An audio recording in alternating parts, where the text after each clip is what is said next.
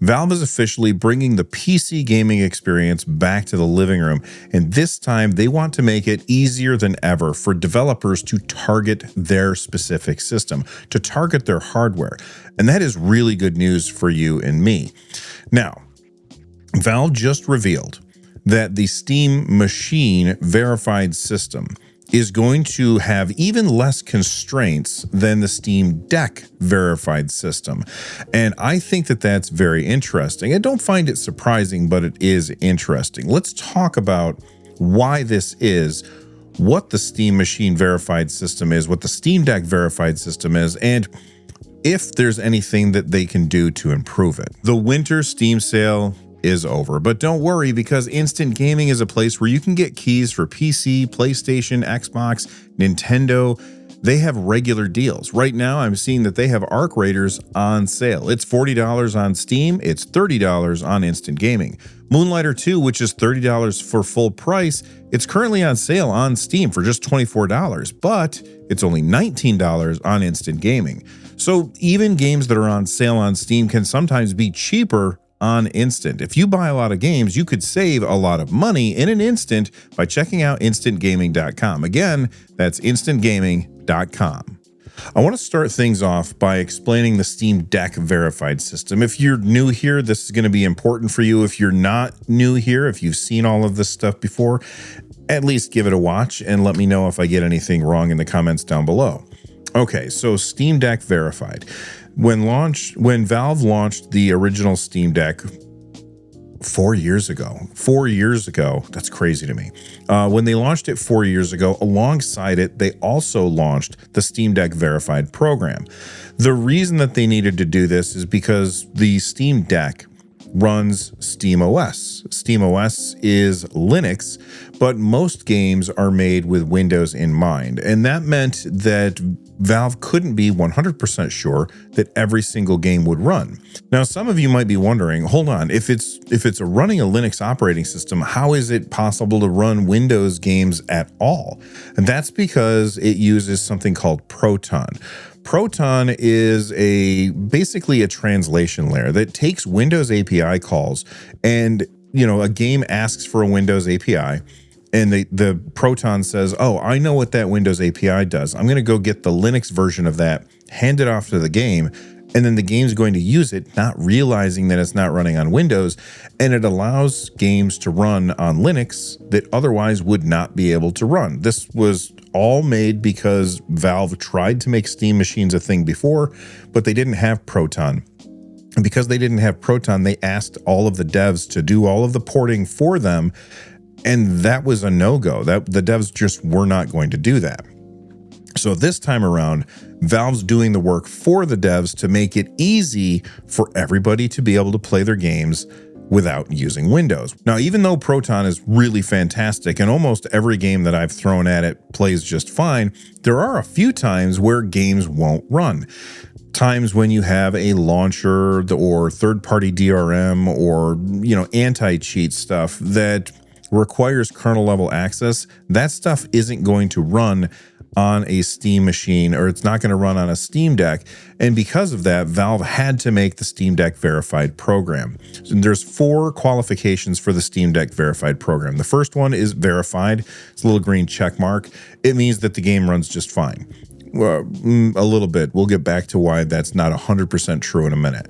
Then there's playable, which means the game launches, but you might have to jump through a few hoops in order to get things running the way that you would like. There's untested, which means Valve hasn't tested that at all yet. And I will say most games that are untested run just fine. And then there's the last one, which is not supported. That means that Valve has tested it and the game just doesn't work. So because customers might buy a Steam Deck and then be on the store and then look at a game and they'll be like, oh, I want to get that game. They need to know if the game is going to run before they buy it. Otherwise, Valve's going to get a bunch of returns all the time and it's going to cost them a bunch of money. So they made these little badges to help people understand if a game will run on the Steam Deck. And basically, let's talk about what those requirements are in order to get that verification badge, and why those requirements are being lessened for the Steam machine.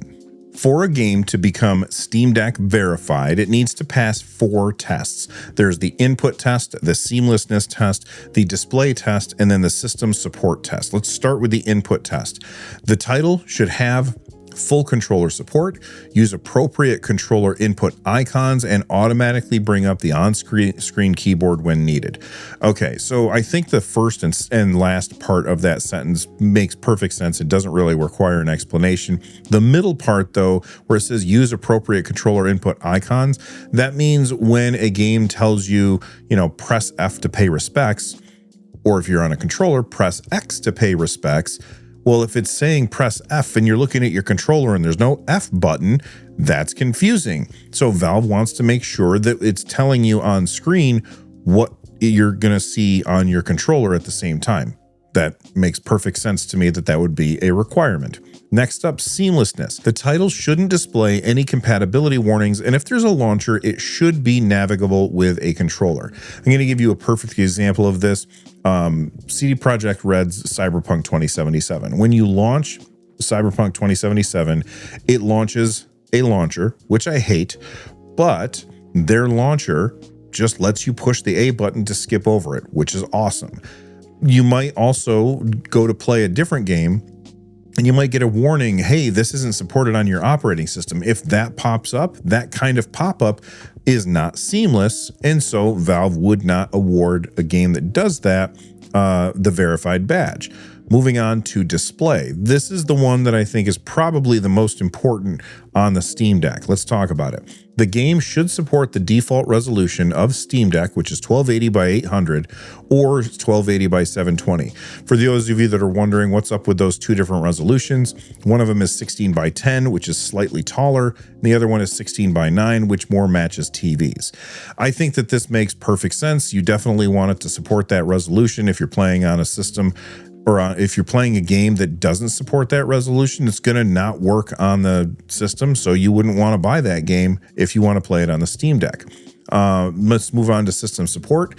If running through Proton, and you might wonder, well, hold on, what do you mean if running through Proton? Don't all the games run through Proton? No, there are native Linux builds for some games.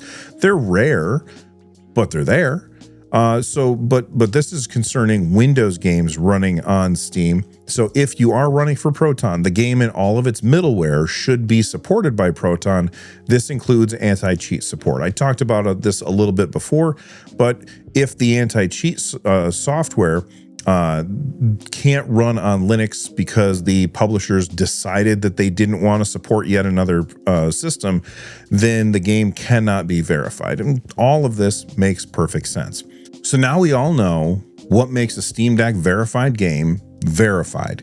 Well, Lawrence Yang was recently interviewed, and I found this over at GameDeveloper.com, and here's what it says in the article. It says, according to Valve designer Lawrence Yang, developers hoping for a Steam Machine verified badge, they're going to basically copy the same system, but they're going to make some tweaks, can expect fewer constraints than Steam Deck verification. One easy rule of thumb is that if your title is verified on Steam Deck, it will be verified on Steam Machine. And then he goes on to talk a little bit about Steam Frame, but that's outside the scope of this video, so I'm not going to talk about it here. Okay. So what are they going to get rid of then? Well, again, we go back to the 4 things that you have to have in order to be Steam Deck verified, and see what ones we can get rid of in order to focus more on Steam Machine. Input. Again, that's all about controller support. The Steam Machine is a living room. I mean, yes, you can hook it up to a computer monitor and have a keyboard and mouse if you want, but Valve is making this specifically for the living room. You can do whatever you want, but it's for the living room. And if you're using it in the living room, then you're going to be playing on controller. So I think that they probably don't need to make any changes to the input section of the Steam Machine verified thing. Next up, seamlessness. Seamlessness is all about those compatibility warnings, and you should easily be able to launch a system, get past your launcher with a controller. Again, this doesn't seem like anything that should be changed. Makes perfect sense to me. Display. The game should support the default resolution of Steam Deck. Okay, well, obviously, when you buy a TV, you and I are going to have different TVs. Our TVs might not be the same resolution. Maybe you have a 1080p TV. Maybe you have an 8K TV. I don't even know if those exist yet, but you get what I'm saying. All the different TVs that are hooked up to this thing are all going to be different resolutions. And maybe you're going to hook your Steam Deck up to a computer monitor that has like an ultra wide monitor. So again, they can't really use that as a metric because they don't know what hardware people are going to have. On the Steam Deck, they know what screen you have. So it makes perfect sense that they get rid of this display section from the Steam Deck verified check marks. But hold on, because I'm going to tell you why they need to bring it back in just a little bit. All right, moving on to system support. Should that one be gone? If running through Proton, the game and all its middleware should be supported by Proton. This includes anti-cheat. I don't think they change anything there either. Right now, I think the only thing that they should change is the part about display. But you can't get rid of it altogether. And here's the reason why. If you look not just at this customer-facing website, but if you look at what Valve tells the developers about getting Steam Deck verified, you're going to find a line that is not shown to the customers that it is shown to the developers. And that line is right here.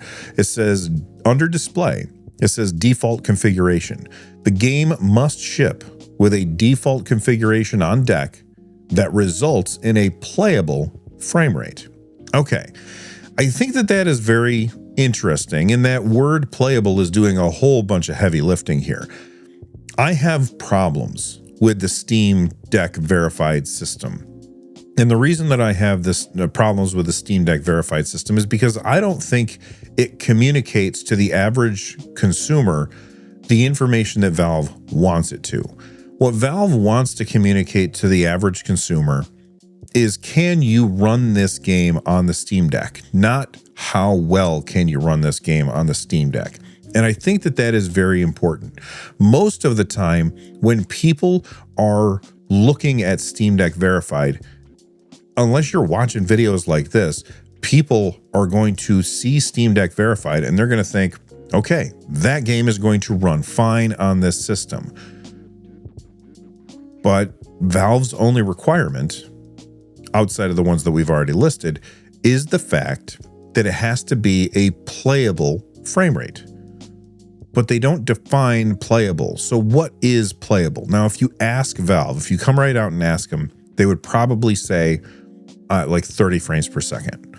And I would agree that that's playable.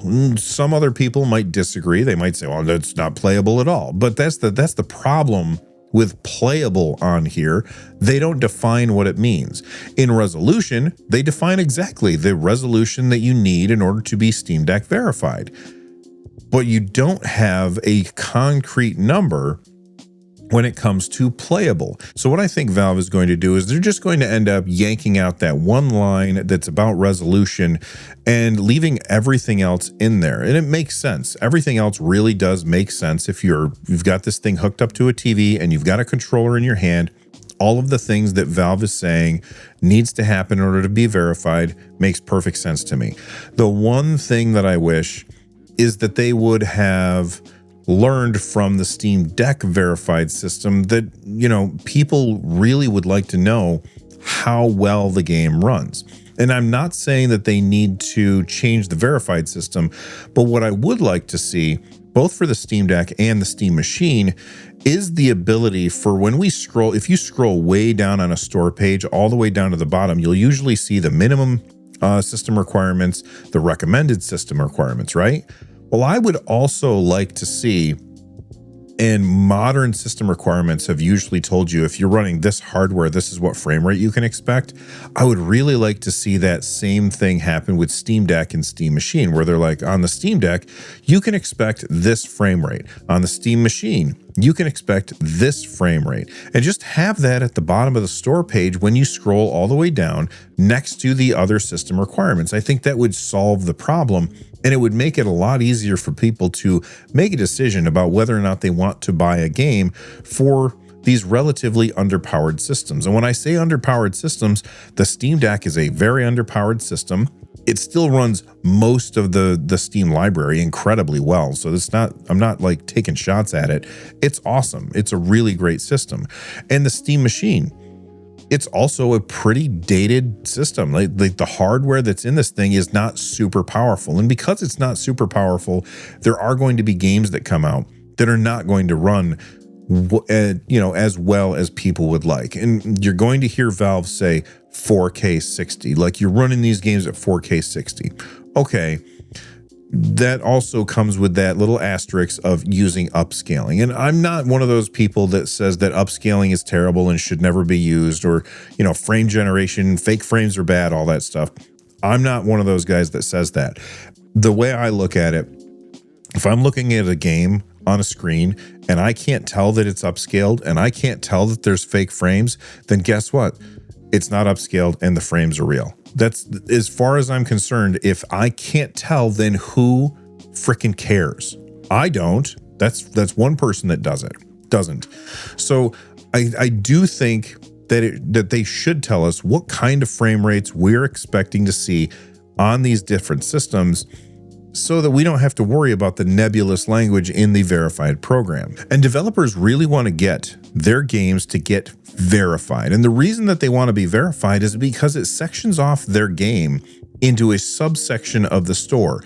On the Steam Deck, it says great on deck. And so when you're playing a game that is when you're shopping the store for something that's deck verified, the first thing that you see are those games that are all verified. And I'm sure that we're going to see the same thing. It'll probably be like great on machine or great on Steam OS or something like that.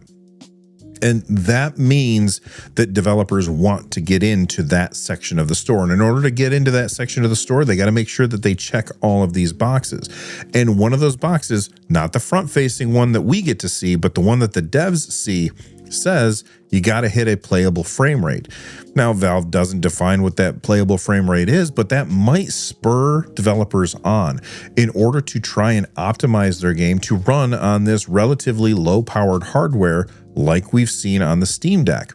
And I think that this is good not just for Valve, not just for publishers, but for everybody, and not just for you and me who are going to have a Steam Deck or a Steam machine, but everybody who plays games on PC. Because if publishers are trying to get their games verified on Steam OS or on Steam Machine, that means that they're going to try and get those games to run well. And if they're getting those games to run well on Steam Machine, then they're probably going to run well on other hardware too. And that is an awesome thing.